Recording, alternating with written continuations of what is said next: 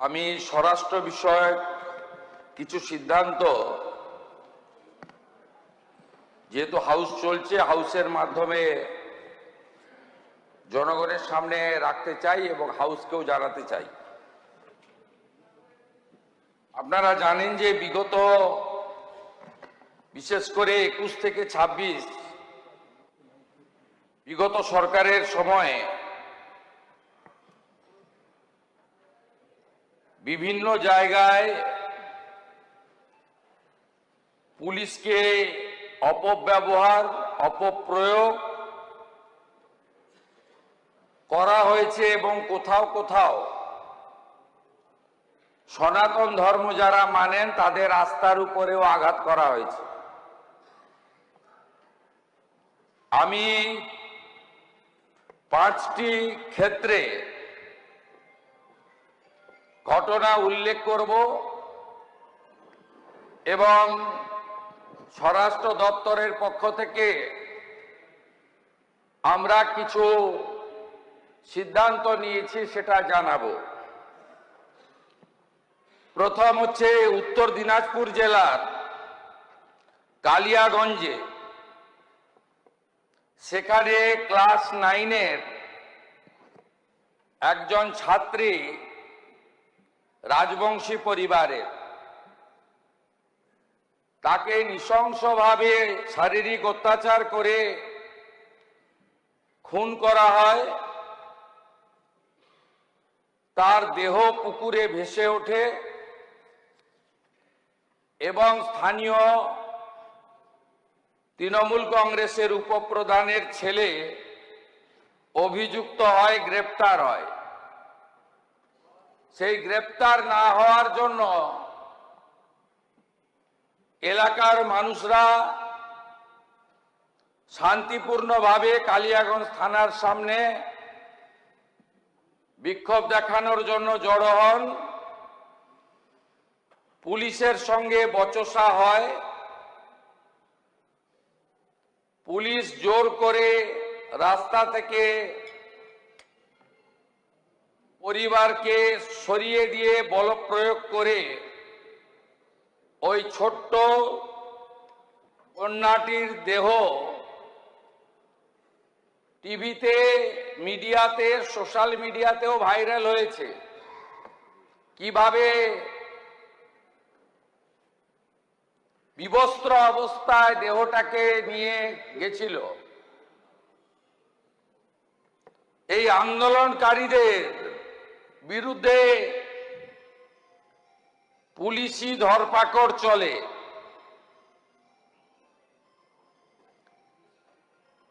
একজন রাজবংশী যুবক, নাম তার মৃত্যুঞ্জয় বর্মন, তিনি শিলিগুড়িতে একটি অস্থায়ী কাজ করতেন। তার বাড়িতে তিনি এসেছিলেন গ্রামে একটি বিবাহ অনুষ্ঠানে যোগ দিতে। উনার জ্যাঠামশাই আন্দোলনে গেছিল, তাকে গ্রেপ্তার করার জন্য পুলিশের টিম পৌঁছায় রাত্রি 2টোয়।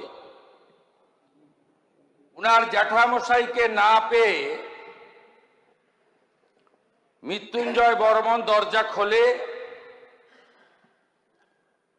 কালিয়াগঞ্জ থানার এএসআই মোয়াজ্জেম হোসেন, তিনি সরাসরি বুকে গুলি করে মৃত্যুঞ্জয় বর্মনকে খুন করেন। বিগত রাজ্য সরকার কোনো ক্ষতিপূরণ দেয়নি। আমি তৎকালীন বিরোধী দলনেতা ছিলাম, অ্যাটেন্ডেন্ট পেতাম। আমি মৃত্যুঞ্জয় বর্মনের স্ত্রীকে অ্যাটেন্ডেন্টে কাজ দিই, পরবর্তীকালে পার্মানেন্ট হয়ে যায় 12 মাস পরে। আমরা ক্ষমতায় আসার পরে এর প্রাথমিক তদন্ত করেছি। এএসআই মোয়াজ্জেম হোসেনকে সাসপেন্ড করা হলো।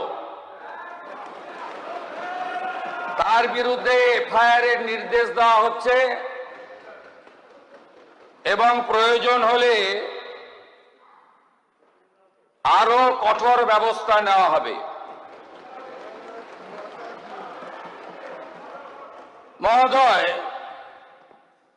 অবসরপ্রাপ্ত আইপিএস অফিসার পঙ্কজ দত্ত, তাকে প্রাক্তন মুখ্যমন্ত্রী, যিনি এখন এই সদনের সদস্য নন তাই নাম বলছি না, 11 থেকে 26 মুখ্যমন্ত্রী ছিলেন, দুবার আমার কাছে হেরেছেন, একবার ভবানীপুরে আর একবার নন্দীগ্রামে।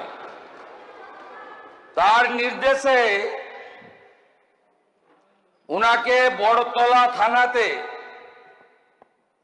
একাধিক দিন ডেকে হ্যারাসমেন্ট করা হয়। উনি একটি লেকচার দিতে গেছিলেন, ভাষণ দিতে বেনারসে। তার আগে তিনি 2/4/2025, তার আগে 3/7, অনেকগুলো ডেট আছে,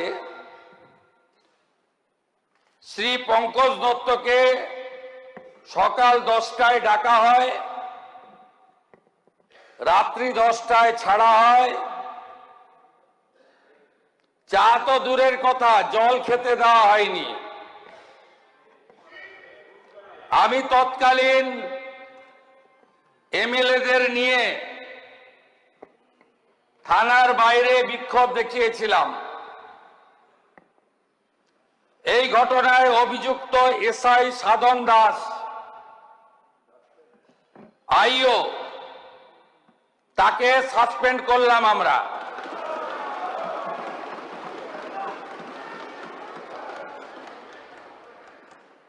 তৃতীয় ঘটনা, এর সাথে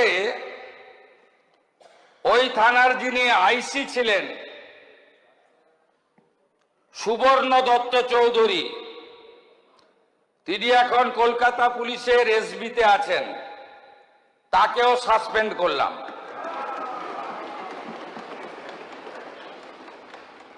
কৃষ্ণনগরে ঐতিহ্যবাহী জগদ্ধাত্রী পুজো,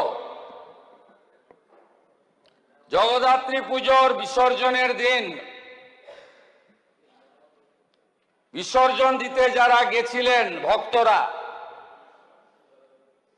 তাদের উপরে নৃশংসভাবে লাঠি চালানোর এবং সনাতন ধর্ম সম্পর্কে অপশব্দ প্রয়োগের জন্য ইন্সপেক্টর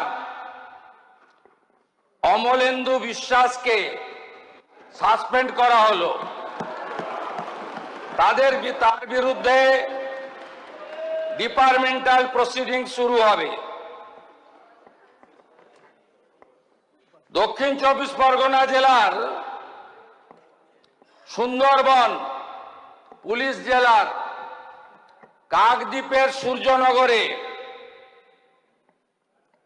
কালী পুজোর সময় মাতা কালীর মূর্তি ভাঙা হয়। সেই কালী মাতার মূর্তি অর্থাৎ আস্থাতে আঘাত করার জন্য এলাকার মানুষ প্রতিবাদ করেন। প্রতিবাদ অনেকক্ষণ চলে। বেলা 12টার সময় তৎকালীন সুন্দরবন জেলার পুলিশ সুপার আইপিএস কোটেশ্বর রাওর নেতৃত্বে 500 পুলিশ গিয়ে জনতাকে ছত্রভঙ্গ করে, ব্যাপক লাঠিচার্জ করে। এই পর্যন্ত নয় ঠিক ছিল, তারপরে মাতা কালীকে প্রিজন ভ্যানে তুলে থানায় নিয়ে যায়।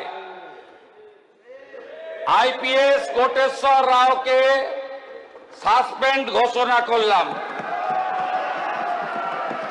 কালী মাতা কি জয়, মাতা কালী কি জয়, মাতা কালী কি